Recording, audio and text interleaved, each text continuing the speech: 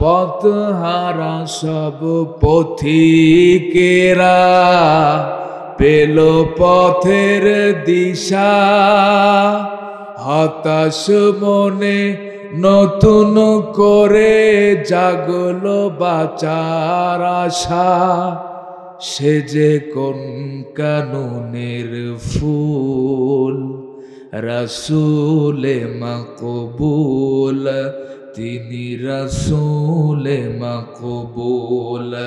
পথহারা সব পথিকেরে ভাঙিয়ে দিলেন ভুল, রাসূলে মাকবুল, তিনি রাসূলে মাকবুল। আল্লাহর নবী হযরতে ঈসা আলাইহিস সালাতু ওয়াস সালামকে আল্লাহ সুবহানাহু ওয়া তাআলা আসমানে উঠিয়ে নিয়েছেন, জানেন তো আপনারা? তিনি কিয়ামতের পূর্বে আবার এই পৃথিবীতে আসবেন এবং গোটা পৃথিবী শাসন করবেন। তো আল্লাহ সুবহানাহু ওয়া তাআলা ঈসা আলাইহিস সালাতু ওয়াস সালামকে যে সময় আসমানে উঠিয়ে নিয়েছেন আর আমার আপনার কলিজার টুকরা বিশ্ব নবীকে এই পৃথিবীতে পাঠিয়েছেন, এই দুইটা সময়ের মধ্যবর্তী যে সময়টা অতিবাহিত হয়েছে, এই সময়টাকে জাহেলিয়াতের যুগ বলা হয়, মূর্খতার যুগ, অন্ধকার যুগ। এই যুগের মানুষেরা এমন কোনো পাপ ছিল না যে তারা করত না। সুদ, ঘুষ, জেনা, ব্যভিচার, নারী ধর্ষণ, গণহত্যা, সমকামিতা, এমনকি জীবিত কন্যা সন্তানকেও তারা কবরস্থ করত। পাপকে তারা পাপই মনে করত না। ঠিক এই রকম একটি অন্ধকার যুগে আল্লাহ সুবহানাহু ওয়া তাআলা সিরাজা ওয়া কমারাম মুনীরা, একটি উজ্জ্বল প্রদীপ জ্বালালেন। সেই উজ্জ্বল প্রদীপটি আর কেহ নয়, আমার আপনার কলিজার টুকরা বিশ্বনবী মুহাম্মদুর রাসূলুল্লাহ। সকলে চিৎকার দিয়ে বলুন সাল্লাল্লাহু আলাইহি ওয়াসাল্লাম। বিশ্বনবী এই পৃথিবীর বুকে আসলেন, আমার হাতের দিকে লক্ষ্য করুন। জন্ম, শৈশব, কৈশোর, যৌবন 23 বছর। জন্মের পর থেকে 23 বছর পর্যন্ত মানুষের দ্বারে দ্বারে যে কড়া নেড়ে নেড়ে বোঝাইতে লাগলেন যে তোমরা যেটা করতেছো এটা পাপ, এটা অন্যায়, ফিরে আসো ন্যায়ের পথে। কিন্তু আশ্চর্যের বিষয় কি জানেন? এই 23 বছরে তিনি একটি পাপের দরজাও বন্ধ করতে পারে নাই। চিন্তা করলেন কি করা যায়, একা তো সম্ভব হলো না। মক্কার যুবকদেরকে ডাকলেন, ডেকে বললেন, হে যুবকেরা, আজ সমাজের বুকে মানবতা নাই, প্রতিষ্ঠিত আজ দানবতা। আসো আমরা, তুমি তোমরা সবাই মিলে চেষ্টা করে এই গুণে ধরা সমাজটাকে পরিবর্তন করি। আল্লাহর নবী মক্কার যুবকদেরকে নিয়ে একটি সংগঠন তৈরি করলেন, যেই সংগঠনটির নাম দেওয়া হলো হিলফুল ফুজুল সংগঠন, যার বাংলা রূপ হচ্ছে মানব কল্যাণ সংস্থা। প্রশ্ন উঠল, কে হবে এই হিলফুল ফুজুল সংগঠনের সম্মানিত চেয়ারম্যান? মক্কার সমস্ত যুবকগুলি এক বাক্যে বলল, যিনি কোনোদিন মিথ্যা বলে নাই, যিনি গোটা আরববাসীর কাছে আল আমিন আস সাদেক নামে পরিচিত, তিনিই হবেন এই হিলফুল ফুজুল সংগঠনের সম্মানিত চেয়ারম্যান। চিৎকার দিয়ে বলুন আল্লাহু আকবার। যুবকদের সমর্থনে বিশ্বনবী চেয়ারম্যান হলেন। এবার মক্কার যুবকদেরকে নিয়ে মক্কার অলিতে গলিতে, আনাসে কানাসে, মানুষের দ্বারে দ্বারে যে কড়া নেড়ে নেড়ে বোঝাইতে লাগলেন যে তোমরা যেটা করতেছো এটা পাপ, এটা অন্যায়, ফিরে আসো ন্যায়ের পথে। কিন্তু অবাক করা বিষয় কি জানেন? 23 থেকে 40 বছর পর্যন্ত মক্কার যুবকদেরকে নিয়ে চেষ্টা করেও বিশ্বনবী ব্যর্থ হলেন, একটি পাপের দরজা বন্ধ করতে পারে নাই। বিশ্বনবী চিন্তিত হয়ে পড়লেন, বিশ্বনবীর মন খারাপ হয়ে গেল। জন্মের পর থেকে 23 বছর পর্যন্ত নিজে অক্লান্ত পরিশ্রম করে সমাজ পরিবর্তন করতে পারলাম না, 23 থেকে 40 বছর পর্যন্ত মক্কার যুবকদেরকে নিয়ে চেষ্টা করেও ব্যর্থ হলাম।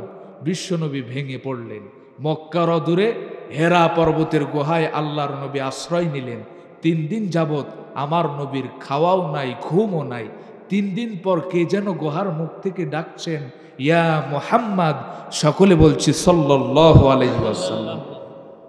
বিশ্বনবী গুহা থেকে মুখ বাহির করে দেখে আকাশ থেকে জমিন বরাবর দানব আকৃতির কি যেন দাঁড়িয়ে বলছেন, ইয়া মুহাম্মদ, হে মুহাম্মদ, তোমার মানবতাকে নিয়ে যে চিন্তা চেতনা আল্লাহ কবুল করেছেন, তুমি পড়ে নাও ইকরা বিসমি রাব্বিকাল্লাযী খলাক। চিৎকার দিয়ে বলুন আল্লাহু আকবার। কি আছে এই কোরআনে? যে নবী জন্মের পর থেকে 23 বছর পর্যন্ত নিজে অক্লান্ত পরিশ্রম করে সমাজে একটি পাপের দরজা বন্ধ করতে পারে নাই, 23 থেকে 40 বছর পর্যন্ত মক্কার যুবকদেরকে নিয়ে চেষ্টা করেও ব্যর্থ হলেন। 40 থেকে 63, মাত্র 23 বছরের ব্যবধানে সমাজ থেকে সুদ, ঘুষ, জেনা, ব্যভিচার, অন্যায়, অত্যাচার বন্ধ হলো। নারীরা তাদের অধিকার ফিরে পেল। সমস্ত পাপের দরজাগুলি বন্ধ হয়ে শান্তির দরজাগুলি খুলে গেল। কি আছেই কোরআনে?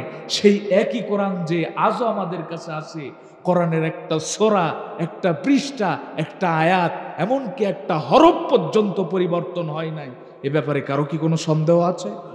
পিছনের ভাইয়েরা, তাহলে সে কোরআন আজ থেকে প্রায় 1500 বছর পূর্বে এসে একটি অসভ্য জাতিকে ইতিহাসের পাতায় শ্রেষ্ঠ জাতিতে পরিণত করেছিল।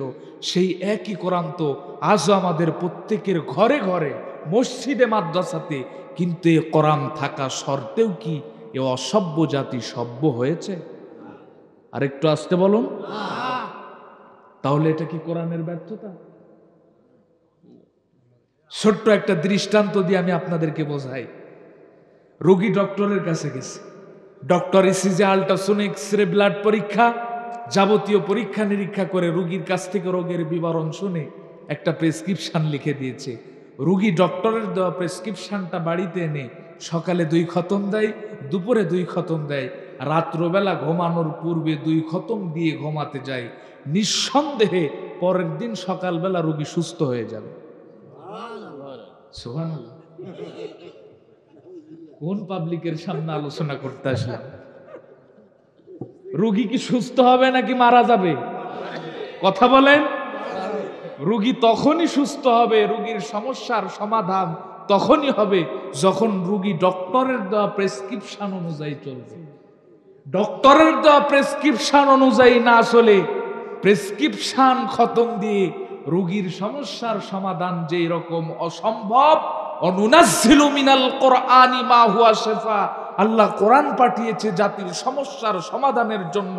যতদিন পর্যন্ত এ জাতি তাদের সমস্যার সমাধান কোরআন দিয়ে না করবে, এ কোরআন যতই খতম দেখ না কেন, ওই রোগীর মতো এ জাতির সমস্যার সমাধান অসম্ভব। আমার কথা কি বুঝতে পেরেছেন? কষ্ট পাচ্ছেন নাকি?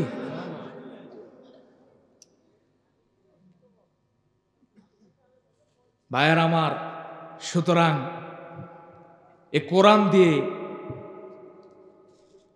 দেশ চলতে হবে, ঠিক কিনা বলেন? আজ কষ্ট লাগে, ডক্টর কামালের মতো একজন নাস্তিক, এর সাথে যে কয়টা ছিল সব কয়টা নাস্তিক, একটাও নামাজ পড়ে না। এরা এদেশের সংবিধান রচনা করেছিল, কথা বলেন না কেন? সেই সংবিধান দিয়ে 18 কোটি মানুষের জীবন চলে, আর আল্লাহর কোরআন দিয়ে জীবন চলে না। এই জাতি জালিমের জুলুম থেকে মুক্তি পাবে এই প্রত্যাশাও কখনো করেন না। সুতরাং কোরআন দিয়ে দেশ চলতে হবে, এদেশে কোরআন বিজয় হতে হবে। আর এই কোরআন বিজয়ের আন্দোলন করতে যে আমার নবী যদি পেটে 2টা পাথর বাঁধতে পারে, আমার পেট তো তার চাইতে বেশি দামি নয়। আর আমার নবীর দান মোবারক যদি শহীদ হতে পারে, আমার দাঁত তো তার চাইতে বেশি দামি নয়। আরে আমার নবীর চেহারায় যদি থুতু পড়তে পারে, আমার চেহারা তো তার চাইতে বেশি দামি নয়। আর আমার নবীর শরীর থেকে যদি রক্ত ঝরতে পারে, কসম আল্লাহর, আমার রক্ত তার চাইতে বেশি দামি নয়। আর আমার নবীর চাচাকে যদি 70 টুকরা করে তার কলিজা চিবিয়ে খাওয়া হতে পারে, আমার বাপ চাচা তার চাইতে বেশি দামি নয়। আর আমার নবী যদি কাবা ছাড়তে পারে, কসম আল্লাহর, আমার ঘর, আমার মসজিদ, আমার মাদ্রাসা, এমনকি আমার দেশ তার চাইতে বেশি দামি নয়। আরে প্রয়োজনে শহীদ হব, আমার স্ত্রী বিধবা হবে, আমার সন্তান এতিম হবে, আমার মায়ের কোল খালি হবে, কিন্তু আজকের এই ময়দান থেকে আমার আল্লাহকে সাক্ষী রেখে বলে যাবেন, আল্লাহ যে কোনো মূল্যে তোমার জমিনে তোমার কোরআনকে বিজয় করেই ছাড়বো ইনশাআল্লাহ। বিপ্লব মানে জীবন দেওয়া, বসে থাকা নয়, সে কোনো দিন আসবে না রে করো যদি ভয়। বিপ্লব মানে জীবন দেওয়া, বসে থাকা নয়, সে কোনো দিন আসবে না রে করো যদি ভয়, ঠিক কিনা? আসবে বিজয় রক্ত আর জীবনের বিনিময়, আসবে বিজয় রক্ত আর জীবনের বিনিময়, বিপ্লব মানে জীবন দেওয়া বসে থাকা নয়, সে কোনো দিন আসবে না রে করো যদি ভয়। বিপ্লব মানে জীবন দেওয়া বসে থাকা নয়, সে কোনো দিন আসবে না রে করো যদি ভয়। ঠিক কিনা? লড়াইয়ের ওই ময়দানেতে যেতে তোমাকে হবে, প্রয়োজনে সব রক্তটুকু জমিনেই ঢেলে দিবে। লড়াইয়ের ওই ময়দানেতে যেতে তোমাকে হবে, প্রয়োজনে সব রক্তটুকু জমিনেই ঢেলে দিবে। তবুও তোমার লড়তেই হবে, মানিবে না পরাজয়। বিপ্লব মানে জীবন দেওয়া বসে থাকা নয়, সে কোনো দিন আসবে না রে করো যদি ভয়। ঠিক কিনা? একটু জিকির করুন লা ইলাহা, জোরে লা ইলাহা,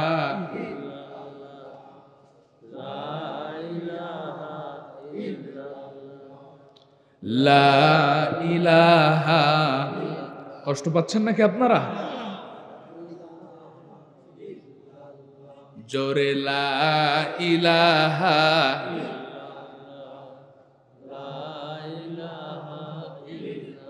সম্মানিত ভাইরা, সুতরাং যতদিন পর্যন্ত এ কোরআন বিজয় না হবে জাতির মুক্তি আসবে।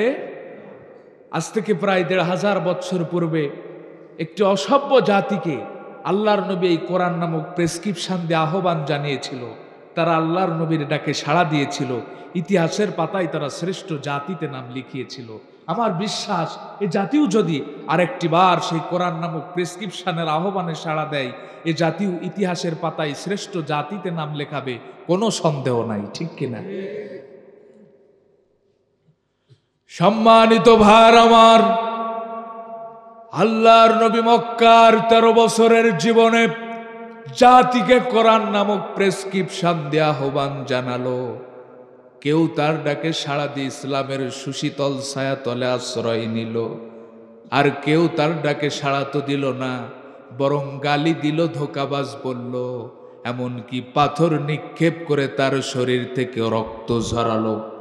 কিন্তু ইতিহাস সাক্ষী দেয়, আল্লাহর নবী জাতিকে কোরআন নামক প্রেসক্রিপশন দিয়ে আহ্বান জানানোর কারণে আল্লাহর নবীর উপর নির্যাতনের মাত্রা বেড়েছিল যত বেশি, জাতি আল্লাহর নবীর দাওয়াত কবুল করে ইসলামের সুশীতল ছায়াতলে আশ্রয় নিয়েছিল তত বেশি। বার আমার বন্ধুরা আমার, আজকের দিনেও প্রমাণ হয়ে গেছে, সেই নবীর আদর্শ লালন করে যারা এই জাতিকে সেই কোরআন নামক প্রেসক্রিপশন দিয়ে আহ্বান জানিয়েছিল, তাদেরকেও এই জাতি থেকে বিচ্ছিন্ন করার জন্য দীর্ঘ 16 বছরে কত ষড়যন্ত্র আর চক্রান্ত করা হয়েছে। কাউকে দেশ ছাড়া করা হয়েছে, কাউকে যুগের পর যুগ কারাগারের ভিতরে বন্দি রেখে শহীদ করেছে, কত কোরআনের মাহফিল বন্ধ করেছে। কিন্তু আজ পর্যন্ত কি তারা এ জাতিকে আল্লাহর কোরআন থেকে বিচ্ছিন্ন করতে পেরেছে? আরো আসতে কোন পেরেছে? দৃষ্টান্ত দিতে যে বলি, লবণ আর চিনি দেখতে একই রকম, কোনো পার্থক্য নাই। কিন্তু পিপিলিকা লবণের কাছে যাই নাকি চিনির কাছে যাই? আরো আসতে কোন। পিপিলিকা না খেয়ে মারা যাবে, কিন্তু লবণে মুখ দিবে না। এই চিনির কাছে যাওয়ার কারণে মালিক পিপিলিকাকে ধমক দেয়, তাড়িয়ে দেয়, এমনকি শেষ পর্যন্ত বিষাক্ত বিষ দিয়ে হত্যা করে। কিন্তু আজ পর্যন্ত কি মালিক চিনি থেকে পিপিলিকাকে আলাদা করতে পেরেছে? চিনি আছে যেখানে, পিপিলিকা সেখানে। কোরআন আছে যেখানে, কোরআন প্রেমিক তাওহীদি মুসলিম জনতাও ঠিক সেখানে। ভাইরা আমার, বন্ধুরা আমার, আল্লাহর নবী জাতিকে কোরআন নামক প্রেসক্রিপশন দিয়ে আহ্বান জানালো। এরপর রাব্বুল আলামিন তার নবীকে মেরাজে ডাকলো। আল্লাহর নবী মেরাজে আল্লাহর সঙ্গে সাক্ষাৎ করলো। রাব্বুল আলামিন তার নবীকে জান্নাত জাহান্নাম ঘুরিয়ে ঘুরিয়ে দেখালো। আসার সময় উপহার স্বরূপ 5 ওয়াক্ত সালাত দিল। আল্লাহর নবী জমিনে এসে নিজে সালাত আদায় করলো, সাহাবাদেরকে নিয়ে সালাত আদায় করলো, রাত জেগে জেগে তাহাজ্জুদ পড়লো। কিন্তু আল্লাহর নবী মক্কার 13 বছরে একটা মসজিদ নির্মাণ করলো না। করেছে নাকি? নিজে সালাত আদায় করলো, সাহাবাদেরকে নিয়ে সালাত আদায় করলো, কিন্তু আল্লাহর নবী মক্কার 13 বছরে একটা মসজিদ নির্মাণ করে নাই। What is the cause? কারণটা কি?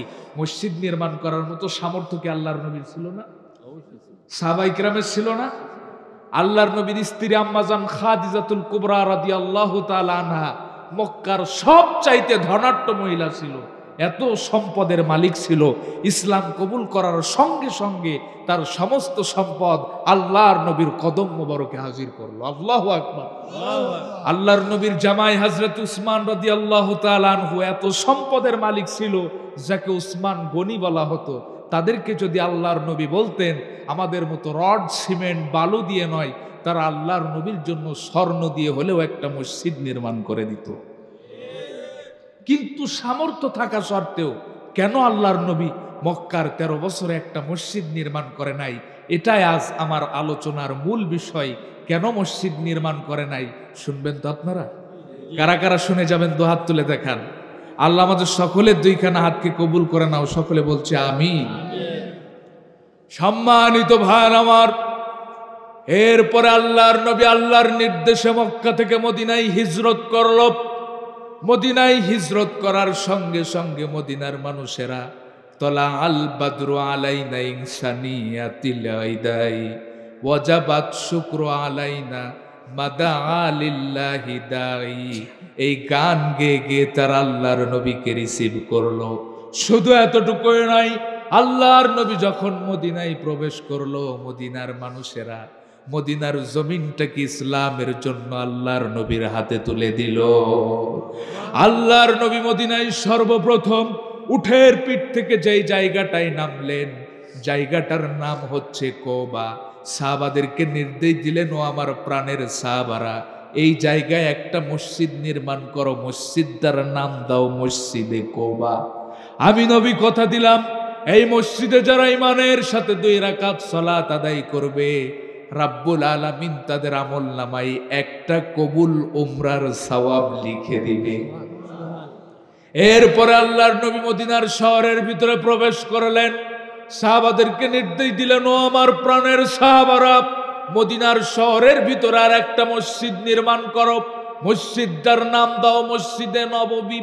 এইরকম ভাবে যে নবী মক্কার 13 বছরে একটা মসজিদ নির্মাণ করে নাই, সেই একই নবী মদিনার 10 বছরে 1-2টা নয়, নিজ হাতে 163টি মসজিদ নির্মাণ করলেন।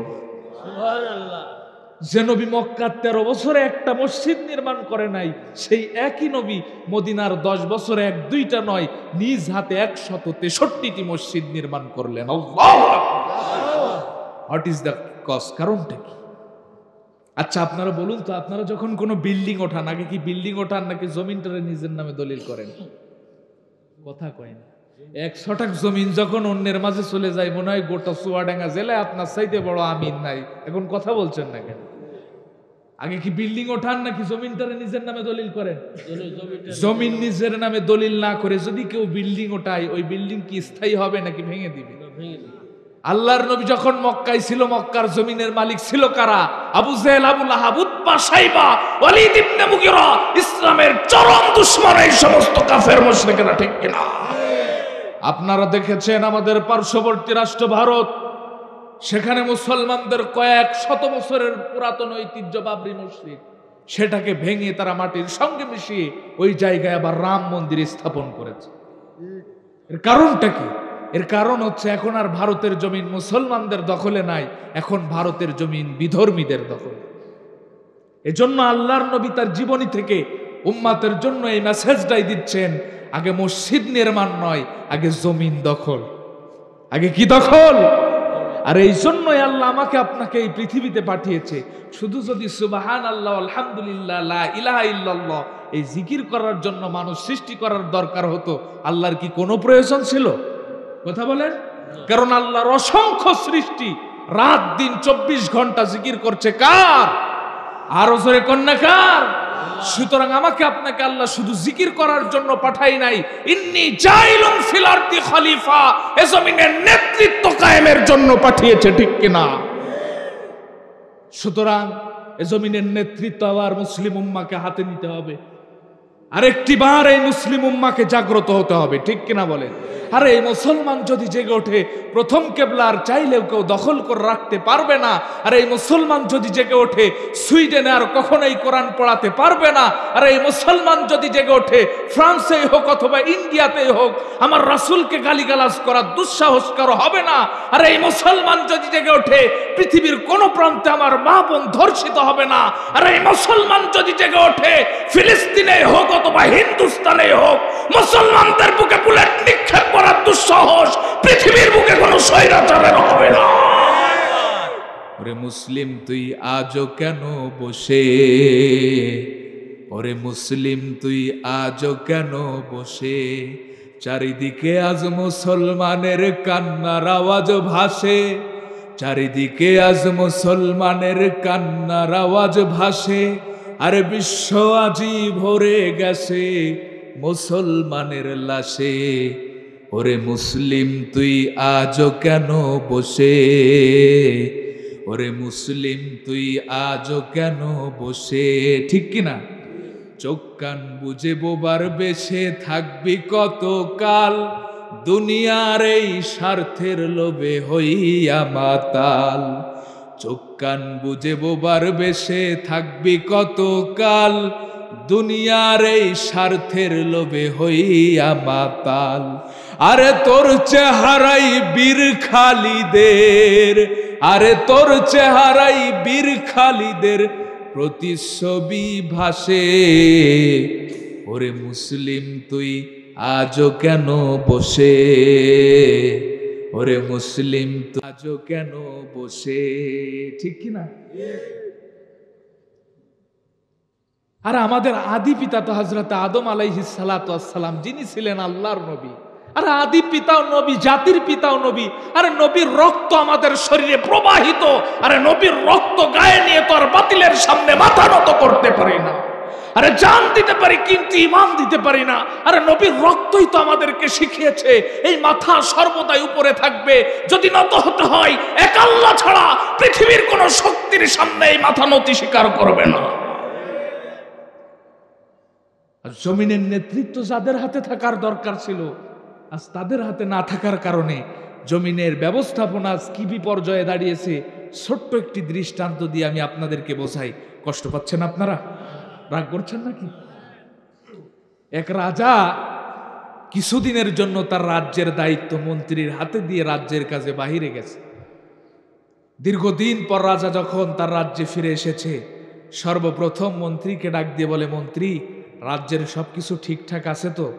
মন্ত্রী কয়, রাজা মশাই, সামান্য কয়েকটা অগোছালো ঘটনা ছাড়া সবকিছুই ঠিক আছে। রাজা কয়, ও আচ্ছা, তো বলো শুনি সেই সামান্য অগোছালো ঘটনাগুলি কি? মন্ত্রী কয়, রাজা মশাই, তেমন কিছু না, আপনার কোদালের আষাঢ় ভাঙছে। কি ভাঙছে? চুয়াডাঙ্গার মানুষ কি বলে ভাই? আষাঢ় বলে। রাজা কয়, ও আচ্ছা, এই ব্যাপার, তো কোদালের আষাঢ় ভাঙলো কেমনে? মন্ত্রী কয়, রাজা মশাই, আপনার শখের যে ঘোড়াটা ছিল ওই ঘোড়াটা মারা গেছে, ওই ঘোড়ার কবর খুঁড়তে যে কোদালের আষাঢ় ভাঙছে। রাজা কয়, বেটা মন্ত্রী, আমার শখের ঘোড়া মরলো কেমনে? মন্ত্রী কয়, রাজা মশাই, আপনার শখের যে আম গাছটা ছিল ওই আম গাছটা কাটতে যে আম গাছের ডাল ঘোড়ার পিঠে পড়ে ঘোড়া মারা গেছে। রাজা কয়, বেটা মন্ত্রী, তুই আর কাম পাস নাই, আমার আম গাছ কাটতে গেছিস? এই বেটা মন্ত্রী, আমার আম গাছ কাটছিস কেন তাই আগে বল। মন্ত্রী কয়, রাজা মশাই, আমার কি দোষ বলুন? আপনার মাই তো বলেছিল আমার শেষ যাত্রায় যেন এই আম গাছটা দিয়ে আমার চিতা জ্বালানো হয়। রাজা কয়, বেটা মন্ত্রী, তার মানে আমার মাও শেষ? এই বেটা মন্ত্রী, আমার মা মরলো কেমনে তাই আগে বল। মন্ত্রী কয়, রাজা মশাই, আপনার মায়ের বয়স হয়েছে, এই শেষ বয়সে এসে আর পোতার শোকের ধাক্কাটা সইতে পারে নাই। রাজা কয়, বেটা মন্ত্রী, তার মানে আমার ছেলেও শেষ? এই বেটা মন্ত্রী, আমার ছেলেকে মারছিস কেন তাই আগে বল। মন্ত্রী কয়, রাজা মশাই, ছেলের শোকে উলট পালট বকবেন না, ছোট্ট দুধের বাচ্চা, তার মা যদি বেঁচে না থাকে তো দুধের বাচ্চা বাঁচবে কেমনে? রাজা কয়, বেটা মন্ত্রী, তার মানে আমার বউ শেষ? মন্ত্রী কয়, রাজামশাই, এই সামান্য কয়েকটা গোছালো ঘটনা ছাড়া সবকিছুই ঠিক আছে। রাজা কয়, বেটা মন্ত্রী, এইগুলি যদি সামান্য গোছালো ঘটনা হয় তাহলে জটিল ঘটনা কি? আজ আমাদের অবস্থাও ঠিক একই বিপর্যয়ে দাঁড়িয়েছে। জমিনের নেতৃত্ব আজ যাদের হাতে থাকার দরকার ছিল, আজ তাদের হাতে না থাকার কারণে গোটা পৃথিবীতে মুসলমানদের শরীর থেকে রক্ত ঝরছে, আর সেই মুসলমানদেরকেই মৌলবাদ, জঙ্গিবাদ ও সন্ত্রাস বলে গালি দেওয়া হচ্ছে। আজ বিশ্বের কথা তো বাদই দিলাম, দীর্ঘ 16 বছরে এই জমিনের নেতৃত্ব যাদের হাতে থাকার দরকার ছিল তাদের হাতে না থাকার কারণে এই জমিনের ব্যবস্থাপনাও কি বিপর্যয়ে দাঁড়িয়েছিল, এ জাতি আজ হাড়ে হাড়ে টের পেয়েছে। কথা কন না কেন? রাত্রবেলা নাকে খাঁটি সরিষার তৈল দিয়ে ঘুমালাম, সকালবেলা উঠে দেখি 84 টাকার পেট্রোল 130 টাকা।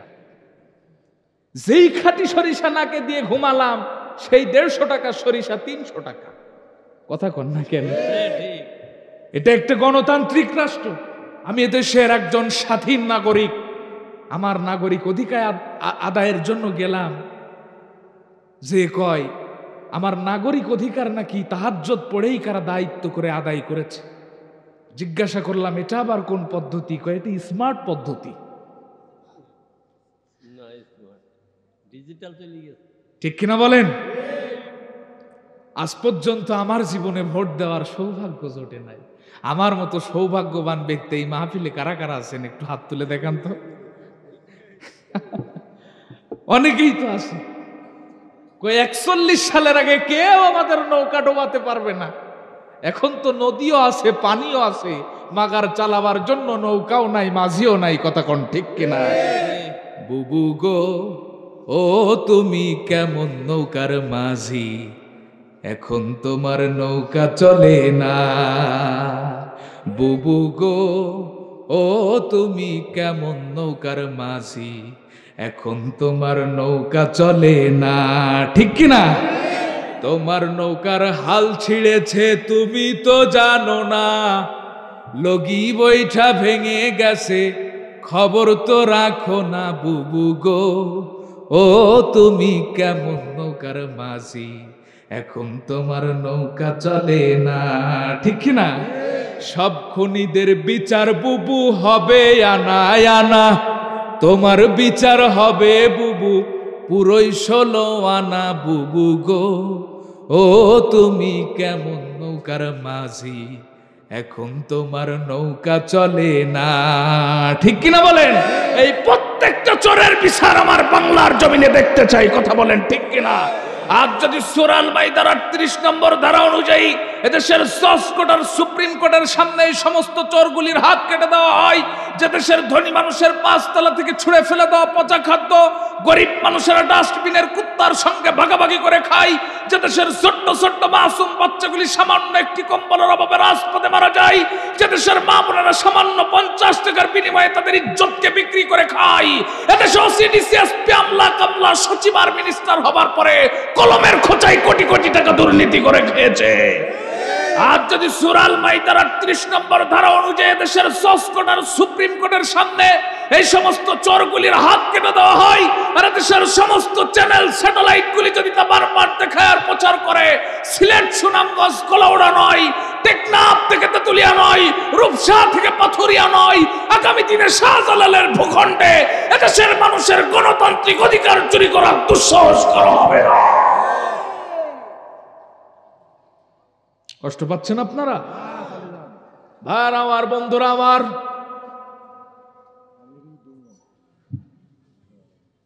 এই খেলাফত প্রতিষ্ঠার জন্য সাহাবারা কতটা ত্যাগ স্বীকার করেছিল লক্ষ্য করে শুনুন। আল্লাহর নবীর একজন অন্ধ সাহাবী নাম আব্দুল্লাহ ইবনে উম্মে মাখদুম রাদিয়াল্লাহু তাআলা আনহু। অন্ধ মানুষ, চোখে দেখতে পায় না, দৃষ্টি শক্তি নাই।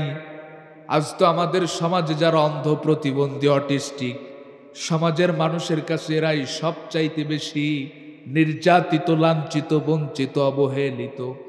কিন্তু আল্লাহর নবীর অন্ধ সাহাবী আব্দুল্লাহ ইবনে উম্মে মাখদুম রাদিয়াল্লাহু তাআলা আনহু জমিনে খেলাফত প্রতিষ্ঠার আন্দোলন করেছিল, যার কারণে আল্লাহর এতটাই প্রিয় মাহবুব বান্দা হয়েছিল, যার ব্যাপারে আল্লাহ কোরআনে 1-2টা নয় 16টি আয়াতি নাজিল করেছে। আল্লাহর নবী একদিন আরবের বড় বড় কাফের নেতা আবু জেহেল, আবুল আহাব, উতবা, শাইবা, ওয়ালিদ ইবনে মুগীরা, এই সমস্ত বড় বড় কাফের নেতাদের সঙ্গে সংলাপ করছেন, তাদেরকে দিন বোঝানোর চেষ্টা করছেন। ঠিক এই রকম একটি গুরুত্বপূর্ণ মুহূর্তে অন্ধ সাহাবী আব্দুল্লাহ ইবনে উম্মে মাখদুম রাদিয়াল্লাহু তাআলা আনহু হাজির হলেন। ডাক দিয়ে বললেন, ইয়া রাসূলুল্লাহ, ইয়া হাবিবাল্লাহ, একটা বিষয়ে জানতে চাই। আল্লাহর নবী বললেন, আব্দুল্লাহ একটু পরে এসো। তিনি আবার ডাক দিয়ে বললেন, ইয়া রাসূলুল্লাহ, ইয়া হাবিবাল্লাহ, একটা বিষয়ে জানতে চাই।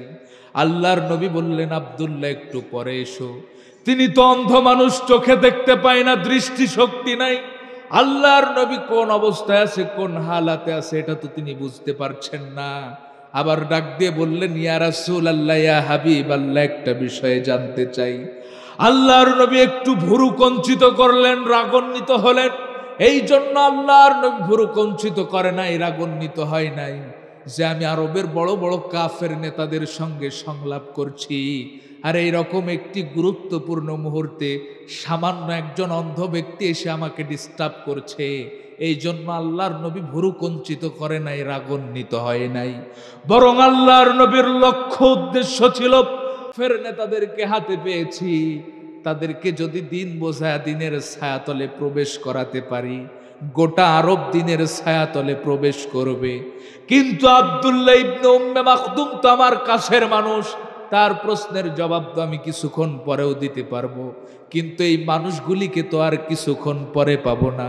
আল্লাহর নবীর লক্ষ্য উদ্দেশ্য ছিল এটা। সঙ্গে সঙ্গে আল্লাহ কোরআনের আয়াত নাজিল করলেন, আবাসা ওয়া তাওয়াল্লা আন জাআহুল আ'মা ওয়া মা ইউদরিকা লাআল্লাহু ইয়াযাক্কা। চিৎকার দিয়ে বলুন আল্লাহু আকবার। আল্লাহ সঙ্গে সঙ্গে কোরআনের আয়াত নাজিল করে বললেন, নবী হে, আপনি কেন ভুরু কঞ্চিত করেন, আপনি কেন রাগান্বিত হন? এটা তো উপদেশ বাণী, যার ইচ্ছা সেখান থেকে উপদেশ গ্রহণ করবে, যার ইচ্ছা গ্রহণ করবে না। কাউকে জোর করে উপদেশ দেওয়ার জন্য তো আপনাকে পাঠানো হয় নাই, কিন্তু যেখান থেকে উপদেশ গ্রহণ করতে চাই, আপনি কেন তার উপর ভুরু কঞ্চিত করেন, রাগান্বিত হন? কারণ আল্লাহ খুব ভালো করেই জানতেন আরবের বড় বড় কাফের নেতাদের কপালে হেদায়াত নাই, কিন্তু অন্ধ সাহাবী আব্দুল্লাহ ইবনে উম্মে মাখদুমের কপালে হেদায়াত আছে। এই রকম ভাবে অন্ধ সাহাবী আব্দুল্লাহ ইবনে উম্মে মাখদুমের ব্যাপারে আল্লাহ কোরআনে 1 2টা নয় 16টি আয়াত নাজিল করেছে। আমার মনে বড় প্রশ্ন জাগলো, আমার মনে বড় কৌতূহল জাগলো, এই অন্ধ সাহাবী আব্দুল্লাহ ইবনে উম্মে মাখদুম কি এমন আমল করে যে তার ব্যাপারে আল্লাহ কোরআনে 1 2টা নয় 16টি আয়াত নাজিল করেছে। আমি তার জীবনী পড়া শুরু করলাম, তার জীবনী স্টাডি করতে করতে অবাক হলাম। এক পর্যায়ে তার ইমানি জজবা দেখে বাকরুদ্ধ হয়ে পড়লাম। হযরত ওমরের জামানায় মুসলমানরা যখন গাজওয়ায়ে কাদেসিয়া যুদ্ধের ময়দানে যাওয়ার জন্য প্রস্তুতি গ্রহণ করছেন, অন্ধ সাহাবী আব্দুল্লাহ ইবনে উম্মে মাকতুমের কাছে এই সংবাদ পৌঁছানো মাত্রই দৌড়াইতে দৌড়াইতে হযরত ওমরের দরবারে হাজির হলেন। ডাক দিয়ে বললেন, আমিরুল মুমিনিন খলিফাতুল মুসলিমিন ওমর, আমার কানে সংবাদ পৌঁছিয়েছে মুসলমানরা গাজওয়ায়ে কাদেসিয়া যুদ্ধের ময়দানে যাওয়ার জন্য প্রস্তুতি নিচ্ছে। ওমর, আজ আমি তোমার দরবারে এসেছি, একটা দরখাস্ত নিয়ে, আমার দরখাস্ত মঞ্জুর করা লাগবে। হযরত ওমর বললেন, আব্দুল্লাহ, তোমার দরখাস্ত পেশ করো। অন্ধ সাহাবী আব্দুল্লাহ ইবনে উম্মে মাখদুম রাদিয়াল্লাহু তাআলা আনহু বললেন, আমিরুল মুমিনিন খলিফাতুল মুসলিমিন ওমর, আল্লাহর নবী যখন এই পৃথিবীতে জীবিত ছিল, সাহাবাদেরকে নিয়ে যখন যুদ্ধের ময়দানে যাওয়ার প্রস্তুতি নিত, আমি দয়ার নবী মায়ার নবীর সামনে দাঁড়িয়ে বলতাম, নবী গো, আমিও যুদ্ধের ময়দানে যেতে চাই। দয়ার নবী মায়ার নবী আমার মাথায় হাত বুলায়া মসজিদে নববীর ইমামতির দায়িত্ব দিয়ে যেতেন আর বলতেন, আব্দুল্লাহ, মদিনার যত অসুস্থ মানুষ আছে, যত বৃদ্ধ মানুষ আছে, যত ছোট্ট ছোট্ট মাসুম বাচ্চা আছে, তুমি তাদের দেখাশোনা করবা আর তাদের ইমামতির দায়িত্ব পালন করবা। দয়ার নবী মায়ার নবী আমার মসজিদে নববীর ইমামতির দায়িত্ব দিয়ে যুদ্ধের ময়দানে যেতেন। যুদ্ধের ময়দান থেকে যখন ফিরে আসতো আমার কানে সংবাদ পৌঁছাতো, ওই যুদ্ধের ময়দানে আমার অনেক বন্ধু, অনেক সাথী শাহাদাত বরণ করে আল্লাহর জান্নাতের নাজ নিয়ামত উপভোগ করছেন। আবার অনেক বন্ধু, অনেক সাথী যুদ্ধের ময়দান থেকে গাজী হয়ে ফিরে এসে আমলের পাল্লাটা ভারী করেছেন। ওমর, আজ আমি তোমার কাছে একটি দরখাস্ত নিয়ে এসেছি। ওমর, আমাকে গাজওয়ায়ে কাদেসিয়ায় যুদ্ধের ময়দানে নিয়ে যাওয়াই লাগবে, কোনো রকম ফেরানো যাবে না। যুদ্ধের ময়দানে গেলে কি প্যাকেট প্যাকেট বিরিয়ানি পাওয়া যায়? 500 টাকা করে হাদিয়া পাওয়া যায়? নাকি হাত যায়, পা যায়, চোখ যায়, রক্ত যায়, এমনকি জীবন পর্যন্ত যায়? এটা কি অন্ধ সাহাবী আব্দুল্লাহ ইবনে উম্মে মাকদুম জানতেন না? আর আস্তে কোন জানতেন না? হযরত ওমর তার আগ্রহ দেখে তার দরখাস্ত মঞ্জুর করলেন আর ডাক দিয়ে বললেন, ও আব্দুল্লাহ, বুঝলাম তুমি যুদ্ধের ময়দানে যাবা, কিন্তু তুমি তো অন্ধ মানুষ, তীর চালাতে পারো না, তরবারি চালাতে পারো না, শত্রুপক্ষের কোনো আক্রমণকে মোকাবেলা করতে পারবা না, এমনকি তুমি তো যুদ্ধের ময়দান থেকে পালাতেও পারবা না। তুমি যুদ্ধের ময়দানে যে করবাটা কি, তোমার কাজটা কি? অন্ধ সাহাবী আব্দুল্লাহ ইবনে উম্মে মাকদুম জবাব দিচ্ছেন, আমিরুল মুমিনিন খলিফাতুল মুসলিমিন ওমর, জানতাম আপনি এই প্রশ্নটাই করবেন, যার কারণে উত্তরটা আমি অনেক আগেই সাজিয়ে রেখেছি। ওমর, জানি আমি অন্ধ মানুষ, যুদ্ধের ময়দানে তীর চালাতে পারবো না, তরবারি চালাতে পারবো না, শত্রুপক্ষের কোনো আক্রমণকে মোকাবেলা করতে পারবো না, এমনকি যুদ্ধের ময়দান থেকে পালাতেও পারবো না। কিন্তু ওমর, মুসলমানরা যখন গাজওয়ায়ে কাদেসিয়ায় যুদ্ধের ময়দানে প্রস্তুতি নিয়ে নামবে, কালেমার পতাকাটা যেন আমার হাতে তুলে দেয়। কথা দিলাম, যতক্ষণ পর্যন্ত আমার শরীরে রক্ত থাকবে, কালেমার পতাকা জমিনে পড়তে দেব না। হযরত ওমর তার আগ্রহ দেখে তার দরখাস্ত মঞ্জুর করলেন আর সেনা প্রধানকে ডাক দিয়ে বললেন, ও সেনা প্রধান, আমি আমার ভাই আব্দুল্লাহর দরখাস্ত মঞ্জুর করলাম, তোমরা যখন গাজওয়ায়ে কাদেসিয়ায় যুদ্ধের প্রস্তুতি নিয়ে ময়দানে নামবা, কালেমার পতাকাটা আমার ভাই আব্দুল্লাহর হাতে তুলে দিবা। জিহাদের কি প্রেরণা দেখেন! আর সেই জিহাদের কথা শুনলে আমার দেশের এক শ্রেণীর মানুষ জঙ্গিবাদের গন্ধ পায়। ইসলামে জিহাদ হচ্ছে ফরজ আর জঙ্গিবাদ হচ্ছে হারাম। অসহায় মানুষের উপর নির্যাতন করার নাম জিহাদ নয়। যারা নিজেদের অধিকার আদায়ের জন্য আল্লাহর জমিন, আল্লাহর দিন প্রতিষ্ঠার জন্য রাজপথে সংগ্রাম করে, তাদেরকে লগি বৈঠা দিয়ে পিটিয়ে পিটিয়ে হত্যা করার নাম জিহাদ নয়। জাতির শ্রেষ্ঠ সন্তান আলেমদেরকে যুগের পর যুগ মিথ্যা মামলায় কারাগারের ভিতরে বন্দী করে রাখার নাম জিহাদ নয়, এটার নামই হচ্ছে জঙ্গিবাদ। জিহাদ হচ্ছে অন্যায় যেখানে, প্রতিরোধ সেখানে। আরে জিহাদ তো সন্ত্রাসের প্রতিশব্দ হিসেবে আসে নাই। আরে জিহাদ তো এসেছে সন্ত্রাসকে দমাতে। আরে জিহাদ তো এসেছে মাজলুমের চোখের পানি মুছে দিতে। আরে জিহাদ তো এসেছে যে কুফর আর শিরক ইসলামকে নিশ্চিহ্ন করতে চায়, সেই কুফর আর শিরককে চরম শিক্ষা দিতে। আরে জিহাদ তো এসেছে ইজ্জত হারা মায়ের ইজ্জত ফিরিয়ে দিতে। আরে জিহাদ তো এসেছে বাবা হারা সন্তানকে আগলে নিতে। আরে জিহাদ তো এসেছে দেশের মসজিদ আর মাদ্রাসার অধিকার আর মর্যাদাকে সুনিশ্চিত করতে। আরে জিহাদ তো এসেছে আল্লাহর জমিন, আল্লাহর দ্বীন প্রতিষ্ঠা করতে। তাহলে জিহাদের কথা শুনলে কেন এত চুলকাই? আমরা কই জিহাদ, এরা শুনে জঙ্গিবাদ। কথা কন না কেন? ইসলাম কোন জঙ্গি ধর্ম নয়, ইসলাম কোন জঙ্গি ধর্ম নয়। ওরে ইসলামের ওই শত্রু যারা, ওরে ইসলামের ওই শত্রু যারা, তারাই জঙ্গি হয়। ইসলাম কোন জঙ্গি ধর্ম নয়, ইসলাম কোন জঙ্গি ধর্ম নয়, ঠিক কিনা? ইসলাম সে তো পরশ মানিক, পেয়েছে কে তারে বলো, যার পরশে মুসলিম জাতি ভুবনে ছড়ালো আলো রে ভাই, বিশ্বে ছড়ালো আলো।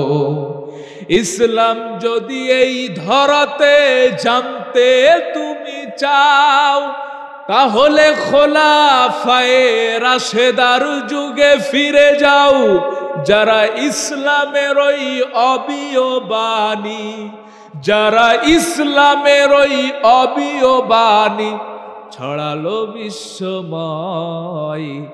ইসলাম কোন জঙ্গি ধর্ম নয়, ইসলাম কোন জঙ্গি ধর্ম নয়।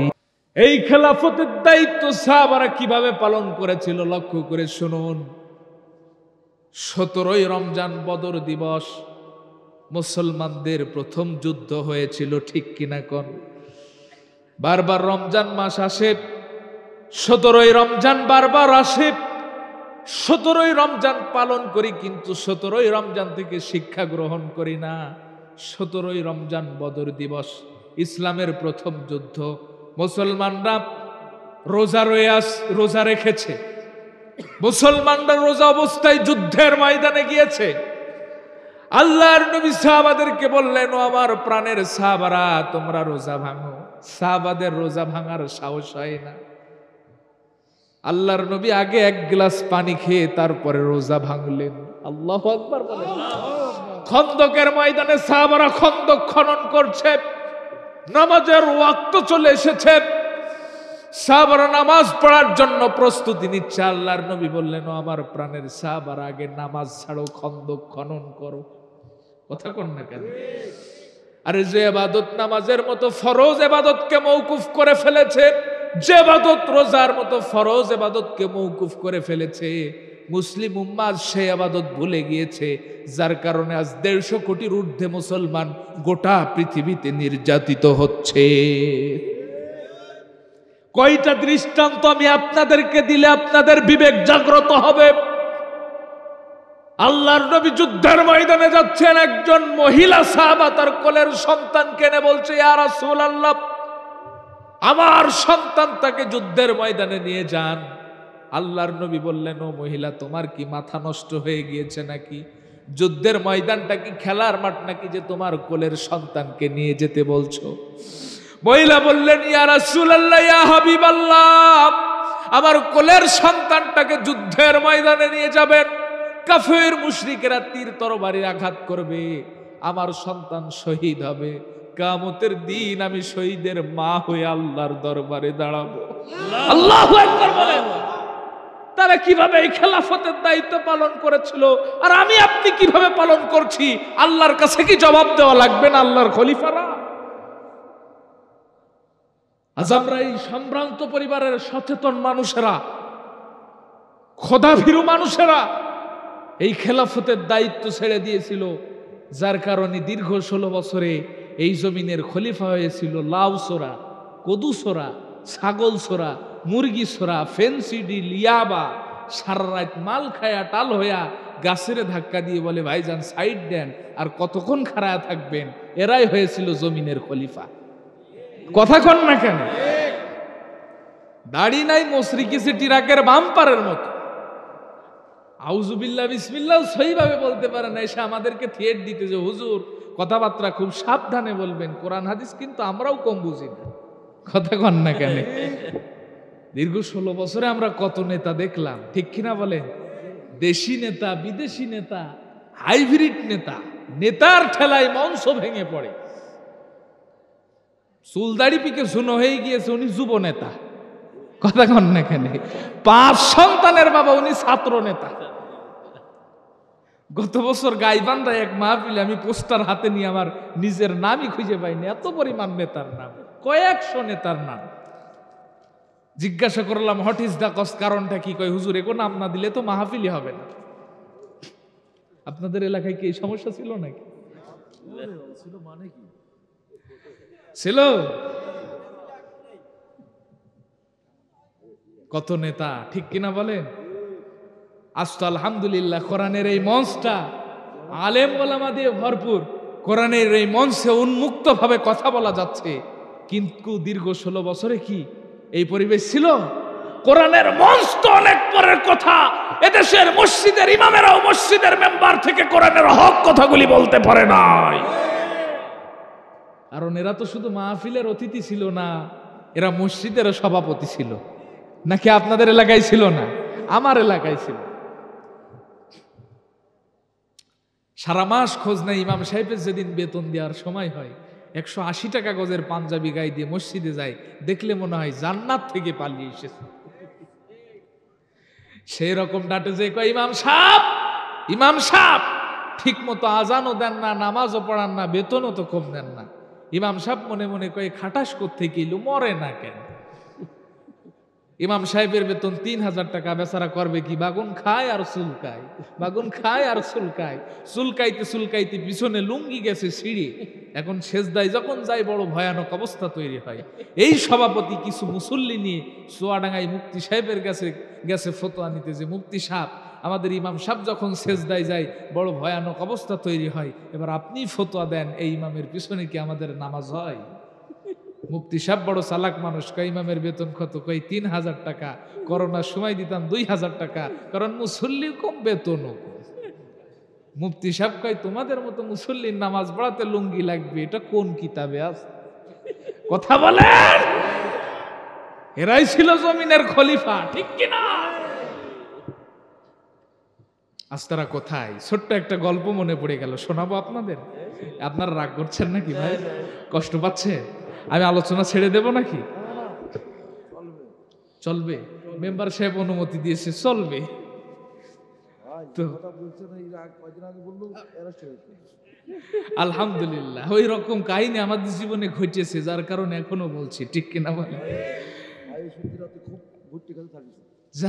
আল্লাহ আমাদের এই দিনগুলি নাজাতের ওসিলা বানায় দিক, বলি আমি। এক রাজার এক বিশাল সুঠাম দেহের শক্তিশালী হাতি ছিল। এখন রাজার হাতি তো বোঝেন তো, খাওয়া দাওয়া, আদর যত্ন কোনো কিছুর কমতি নাই।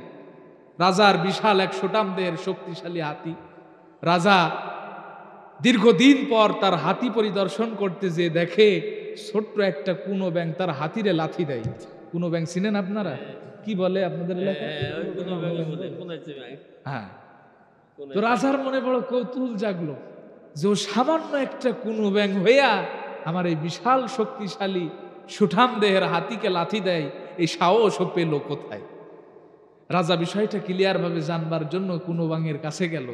যে দেখলো কুনো ব্যাঙ যেই জায়গায় বসে আছে, ওর পাছার নিচে একটা স্বর্ণের কয়েন। কিসের কয়েন? কথা বলেন। রাজা বুঝতে পারলো, আচ্ছা তাহলে এই পাওয়ারেই তুমি আমার হাতিরে লাথি দাও, কিন্তু বেচারা একটা বারের জন্য চিন্তা করো না, আমার হাতি যদি তোরে পা দিয়ে একটা পাড়া দেয়, তোর অস্তিত্বই থাকবে না। কথা বলেন, ঠিক কিনা? আজকের দিনেও যারা ওই দিল্লির দাদা বাবুদের পরে ইসলামী আন্দোলনের মতো সুমহান শক্তির অস্তিত্ব বিলিয়ে দিতে চেয়েছিল, আজ তাদের অস্তিত্বই বিলীন হয়ে গেছে। আজ দেশে ইসলামী আন্দোলন মাথা উঁচু করে দাঁড়িয়ে আছে। কথা বলেন, ঠিক কিনা? আজ তারা কোথায়? আরে ওদের ছাড়া দেশটা কেমন লাগে ফাঁকা ফাঁকা। আরে ওদের ছাড়া দেশটা কেমন লাগে ফাঁকা ফাঁকা। আরে আইন মন্ত্রী আটকে গেল আইনের ওই ফাঁকে, দাড়ি ছাড়া দরবেশেরই ভণ্ড ভণ্ড লাগে। আরে আইন মন্ত্রী আটকে গেল আইনের ওই ফাঁকে, দাড়ি ছাড়া দরবেশেরই ভণ্ড ভণ্ড লাগে। আরে শুনছি কত নেতা নেত্রী, আরে শুনছি কত নেতা নেত্রী খাইতেছে ভাই ডান্ডা, বিচারপতি কালামানিকের ফাটিয়েছে নাকি আন্ডা। আরে বিচারপতি কালামানিকের ফাটিয়েছে নাকি আন্ডা। আরে ওদের ছাড়া দেশটা কেমন লাগে ফাঁকা ফাঁকা, ঠিক কিনা? আরে কোথায় গেল সংসদে ওই মমতাজের গান? আরে কোথায় গেল হযরত বলা স্বামী মুসলমান? আরে কোথায় গেল সংসদে ওই আজের গান, আরে কোথায় গেল হযরত বলা স্বামী মুসলমান, আরে কোথায় গেল আরাফাত আর ব্যারিস্টার সুমন, কথা বলার সময় তারা করে নিয়োজন, আরে ওদের সারা দেশটা কেমন লাগে ফাঁকা ফাঁকা, ঠিক কিনা? আরে কাউয়া কাদের জাফর সাড়ে জানি না কোথায় আছে, গোপনে কি তারাও গেল মোদি দাদুর কাছে, আরে কাউয়া কাদের জাফর সাড়ে জানি না কোথায় আছে, গোপনে কি তারাও গেল মোদি দাদুর কাছে, আরে কোথায় গেল এসালোমের, আরে কোথায় গেল এসালোমের কাড়ি কাড়ি টাকা, ওদের ছাড়া দেশটা কেমন, বলেন না একটু, ওদের ছাড়া দেশটা কেমন। আজ কোথায় গেল, কোথায় গেল তাদের সেই গরম গরম কথা, কোথায় গেল তাদের অস্তিত্ব? এই জন্য কখনোই অহংকার করবেন না। অহংকার হচ্ছে আল্লাহর চাদর, যারা আল্লাহর এই চাদর ধরে টানে, আল্লাহ তাদের অস্তিত্ব যুগে যুগে এই পৃথিবীতে রাখে নাই, ঠিক কিনা? কষ্ট পাচ্ছেন আপনারা? অন্ধ সাহাবী আব্দুল্লাহ ইবনে উম্মে মাকতুমের কথা মনে আছে তো আপনাদের? শুনবেন তো শেষ পর্যন্ত ইনশাআল্লাহ। সম্মানিত ভাই আমার, অন্ধ সাহাবী আব্দুল্লাহ ইবনে উম্মে মাকতুম রাদিয়াল্লাহু তাআলা আনহু যুদ্ধের ময়দানে গেলেন। ওই যুদ্ধে মুসলমানরা বিজয় লাভ করলো, কিন্তু মাঝখান থেকে কিছু মুসলমান শাহাদাত বরণ করলো। ওই যে মুসলমানদের প্রথম যুদ্ধ বদরের যুদ্ধ, সেই যুদ্ধেও মুসলমানরা বিজয় লাভ করেছিল, কিন্তু মাঝখান থেকে কিছু মুসলমান শাহাদাত বরণ করেছিল। যুদ্ধ যখন শেষ হয়ে গেল, যেই সমস্ত সাহাবারা শাহাদাত বরণ করেছিল তাদের লাশগুলি যখন খোঁজা হচ্ছিল, খুঁজতে খুঁজতে যুদ্ধের ময়দানের এক প্রান্তে অন্ধ সাহাবী আব্দুল্লাহ ইবনে উম্মে মাকতুমের লাশটাও পাওয়া গেল। আল্লাহ! সমস্ত শরীরে তীর তরবারির আঘাত, সমস্ত শরীর ক্ষত বিক্ষত, সমস্ত শরীরে রক্ত মাখা, নিথর দেহটা জমিনে পড়ে আছে। কিন্তু অবাক করা বিষয় কি জানেন? আব্দুল্লাহ ইবনে উম্মে মাকতুম শহীদ হয়ে জমিনে পড়ে আছে, কিন্তু হাত থেকে কালেমার পতাকাটা জমিনে পড়ে নাই। ওই যে হযরত ওমরের সঙ্গে কথা দিয়েছিল আমিরুল মুমিনিন খলিফাতুল মুসলিমিন ওমর, যতক্ষণ পর্যন্ত আমার শরীরে রক্ত থাকবে কালেমার পতাকাটা জমিনে পড়তে দেব না। কারণ প্রচন্ড বেগে যখন যুদ্ধ হচ্ছিল, অন্ধ সাহাবী আব্দুল্লাহ ইবনে উম্মে মাকতুমের হাতে কালেমার পতাকা। কাফেরদের তো বুঝতে মোটেও কষ্ট হয় নাই যে সে একজন মুসলমান। ইচ্ছা মতো তীর তরবারির আঘাত করেছে, কিন্তু মৃত্যুর পরেও আব্দুল্লাহ ইবনে উম্মে মাকতুমের হাতে কালেমার পতাকা এটাই প্রমাণ করে, আমাদের শরীরে যদি কোনো মশাও বসে আমরা সর্বপ্রথম হাত দিয়ে প্রতিরোধ করার চেষ্টা করি, কিন্তু মৃত্যুর পরেও অন্ধ সাহাবী আব্দুল্লাহ ইবনে উম্মে মাকতুমের হাতে কালেমার পতাকা এটাই প্রমাণ করে যে তার শরীরে তীর তরবারির আঘাত এসে লেগেছে, কিন্তু হাতে কালেমার পতাকা থাকার কারণে সে হাত দিয়ে প্রতিরোধ করার চেষ্টাটুকুও করে নাই। আল্লাহু আকবার!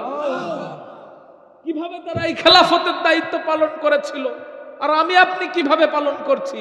আল্লাহর কাছে কি জবাব দেওয়া লাগবে না মুসলমান? আজ সেই খেলাফত প্রতিষ্ঠার চিন্তা আজ আমাদের মাথায় নাই। আজ আমাদের মাথায় চিন্তা হচ্ছে আমি নাচতে নাকি জোরে, হাত কি নাভিতে বাঁধবো নাকি বুকেতে বাঁধবো, হ্যাঁ নামাজের শেষে মোনাজাত হবে নাকি হবে না। এই নিয়ে আজ মুসলমানদের যত দলাদলি, মারামারি, কাটাকাটি, জমিনে খেলাফত প্রতিষ্ঠা নিয়ে কোনো চিন্তা নাই, ঠিক কিনা বলেন? বিষয়টা কেমন হয়ে গেছে ছোট্ট একটা দৃষ্টান্ত দিয়ে আমি আপনাদেরকে বোঝাই।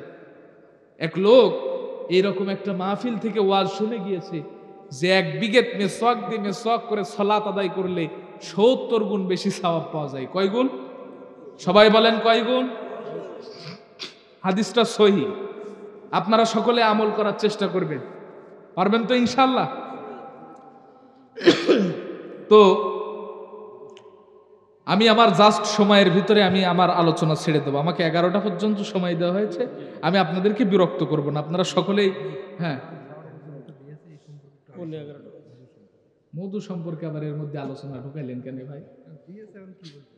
আচ্ছা, যাক, আলহামদুলিল্লাহ। আমি পরে বলছি, কথা বলছি। আমার কথা কি মনে আছে আপনাদের? আমি জাস্ট সময়ের ভিতরে আলোচনা ছেড়ে দেব ইনশাআল্লাহ। আমি আপনাদেরকে বিরক্ত করব না। তো কি কথা বলছিলাম? হ্যাঁ, মেসওয়াক করে 1 বিঘত মেসওয়াক করে সালাত আদায় করলে কি হয়? 70 গুণ সওয়াব পাওয়া যায়। তো বেচারা মনে মনে চিন্তা করলো, নামাজ তো এমনিতেই পড়ি, সামান্য একটা মেসওয়াকের কারণে 70 গুণ সওয়াব, এটা মিস করব কেন? এই মনে করে বাজার থেকে একটা মেসওয়াক ক্রয় করেছে। এখন মেসওয়াক যখন ক্রয় করা হয় দেখবেন 1 বিঘিতে চাইতেও 2-1টা মেসওয়াক বড় হয়, হয় না? তো বেচারা মনে মনে চিন্তা করেছে, টাকা দিয়ে মেসওয়াক ক্রয় করলাম, খামাখা কেটে বাদ দেবো কেন? এর চাইতে মেসওয়াক করতে লাগি, মেসওয়াকের আগা ক্ষয় হতে হতে 1 বিঘত হয়ে যাবে। এই মনে করে বুক পকেটে মেসওয়াক রেখে সলাতে দাঁড়িয়েছে। এখন ওই ব্যক্তির সামনে একজন লুঙ্গি পরিহিত ব্যক্তি সলাতে দাঁড়িয়েছে। এ যখন আল্লাহু আকবার বলে সেজদা থেকে উঠতে গিয়েছে, এর মেসওয়াকের আগা ওর লুঙ্গির সঙ্গে আটকায়, লুঙ্গি সহ উপরে। এখন লুঙ্গি পরিহিত ব্যক্তি তো সলাৎ শেষ, ছত্র নষ্ট হয়ে গেলে কি আর সলাৎ হয় নাকি? তখন ও মেসওয়াকওয়ালা ব্যক্তিকে বলছে, এই বেটা এটা কি? তখন ও কলার ঝাঁকায় কয়, এটা আমার সুন্নাত। কই, তোর সুন্নাতের গুতাই তো আমার ফরজই শেষ। তোর সুন্নাতের গুতাই আমার কি শেষ?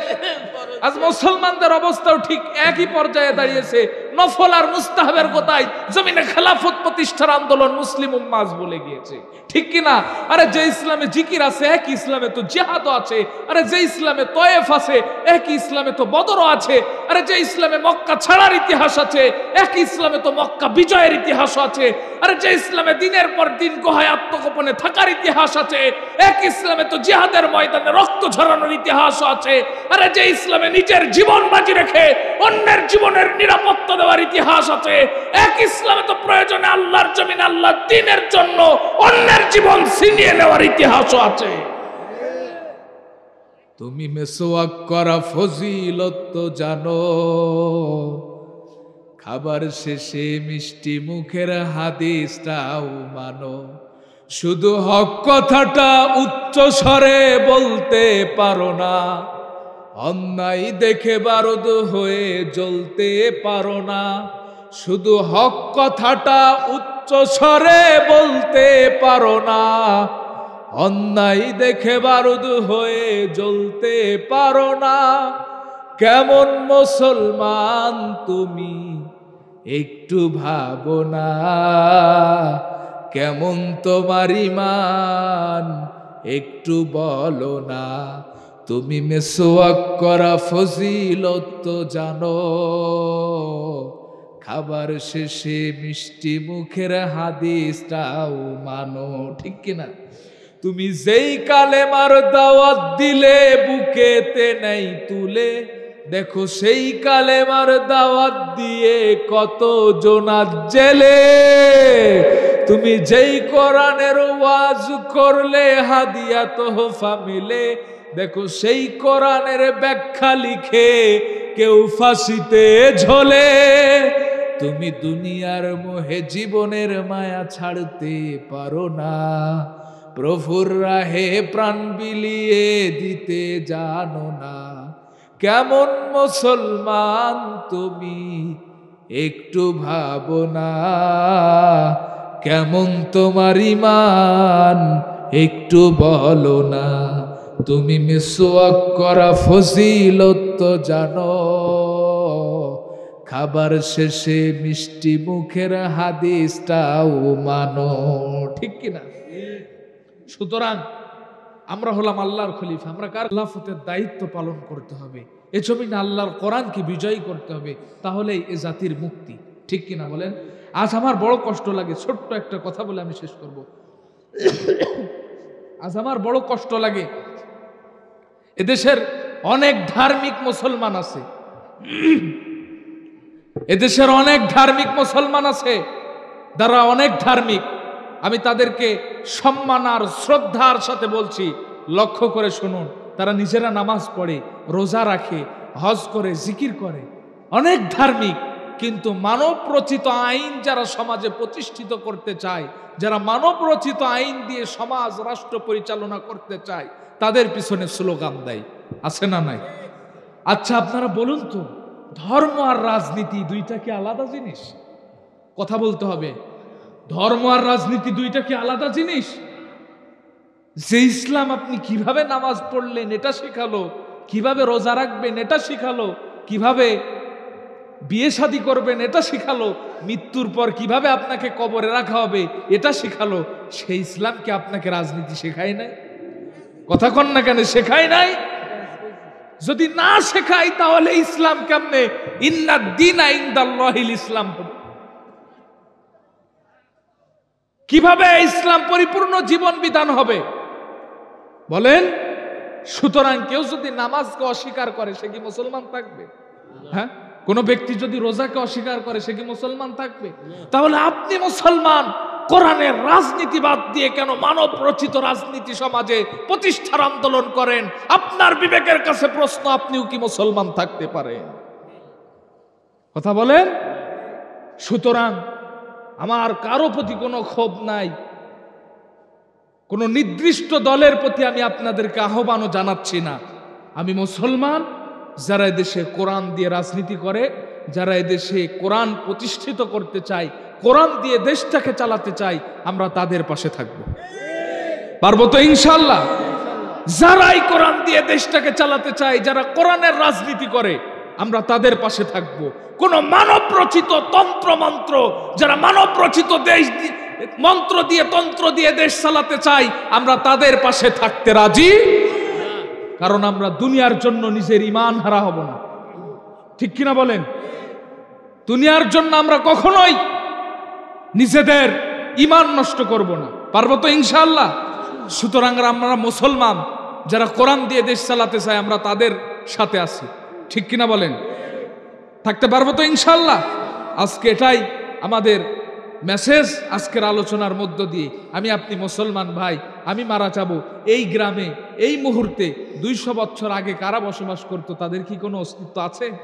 তাদের কেউ নাম বলতে পারবে না? তাদেরকে কেউ কি স্মরণ করে? আমি আপনিও মারা যাব, আমার নাতিপুতি, আমার সন্তানাদি আমাকে স্মরণ করবে, এরপরে আমার কোনো অস্তিত্বই থাকবে না। আমি যদি বেঈমান হয়ে মারা যায়, আল্লাহর কাছে কেমনে জবাব দিব? আপনি মুসলমান, আপনি কোরআন দিয়ে রাজনীতি করেন, আমরা আপনার সাথে আছি।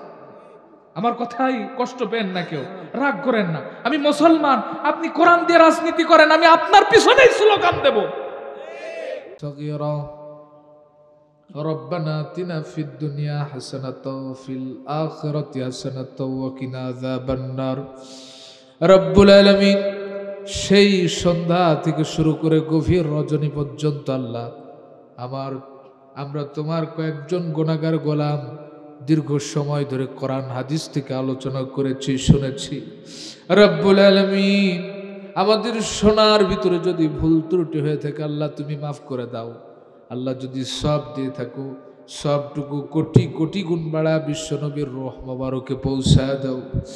রব্বুল আলামিন, কিয়ামতের কঠিন মুসিবতের দিন, যেদিন সন্তান তার মায়ের পরিচয় দিবে না, মা তার সন্তানের পরিচয় দিবে না, সমস্ত মানুষগুলি ইয়া নাফসি বলবে আর ছুটতে থাকবে।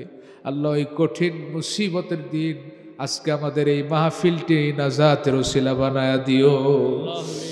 আল্লাহ রাব্বুল আলামিন, আমরা যারা দুহাত তুলে আমিন আমিন করছি, জীবনে জেনে না জেনে, ভুলে না ভুলে কত গুনাহ করেছি। হাতের গোনা, পায়ের গোনা, চোখের গোনা, মুখের গোনা, সগীরা কাবিরা, শিরকি বেদাতি জাহেরি বাতিনি গোনা করতে করতে পাহাড় পরিমাণ গোনা করেছে। আল্লাহ মেহেরবানি করে ওই পাহাড় পরিমাণ গোনার দিকে না তাকায়া, তোমার রহমতের দরিয়ার দিকে তাকায়া আমাদের সকলের তামাম জিন্দেগির গোনা খাতাগুলিকে মাফ করে দাও। এখনো যে যে গোনার কাজে লিপ্ত আছি তাওবা করে যেন ফিরে আসতে পারি। আল্লাহ হেদায়েত দান করো। আল্লাহ রাব্বুল আলামিন, আমাদের ভিতরে যারা অসুস্থ আছে তুমি তাদেরকে শিফাই কামেলা আজেলা দান করো। যারা ঋণগ্রস্ত তাদের ঋণ পরিশোধ করার তৌফিক দাও আল্লাহ রব্বুল আলামিন।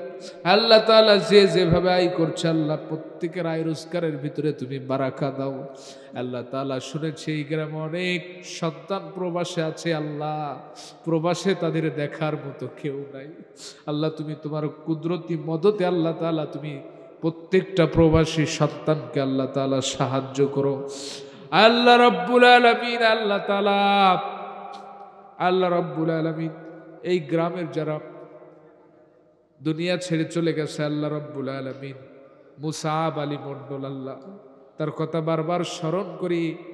আজকের এই মাহফিলের প্রত্যেকটা মানুষ আস্থার কথা বারবার স্মরণ করছে। আস্তারই জন্য এই ধরনের আঞ্জাম সম্ভব হয়েছিল। আল্লাহ রব্বুল আলামিন মুসাব আলী মন্ডল দুনিয়া ছেড়ে চলে গেছে আল্লাহ, তার কবরটাকে তুমি জান্নাতের টুকরায় পরিণত করে দিও আল্লাহ। এই গ্রামের যত মোমেন মোমেনাত মুসলিম মুসলিমাত শাহিত আছে সকলের কবরটাকে আল্লাহ তুমি জান্নাতের টুকরায় পরিণত করে দাও আল্লাহ। আমরা যারা দুহাত তুলে আমিন আমিন করছি, আমাদের ভিতরে অনেকের জনম দুঃখিনী মা নাই, জন্মদাতা বাবা নাই আল্লাহ। ওই মায়ের কথা কেমনে বলি, পৃথিবীর কোনো ডাক্তার রোগ সারতে পারে নাই, মায়ের আঁচলের তলে সন্তান মাথা দিয়েছে, সব রোগ ভালো হয়ে গিয়েছে।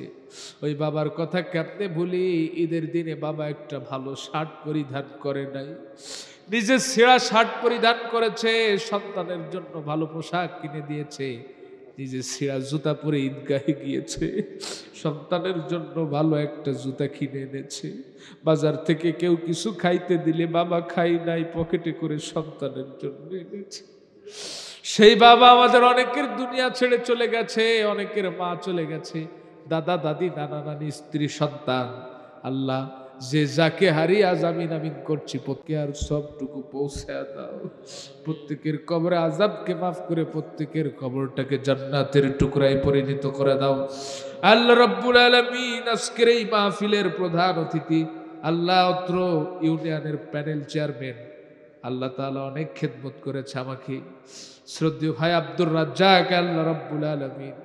আল্লাহ তাআলা আমার ভাইকে তুমি ইসলামের জন্য কবুল আর মঞ্জুর করে নাও আল্লাহ রব্বুল আলামিন। অত্র মসজিদের সভাপতি অত্যন্ত সুন্দর আলোচনা খুব স্বল্প সময়ে উপহার দিয়েছেন জনাব আশরাফুল আলম।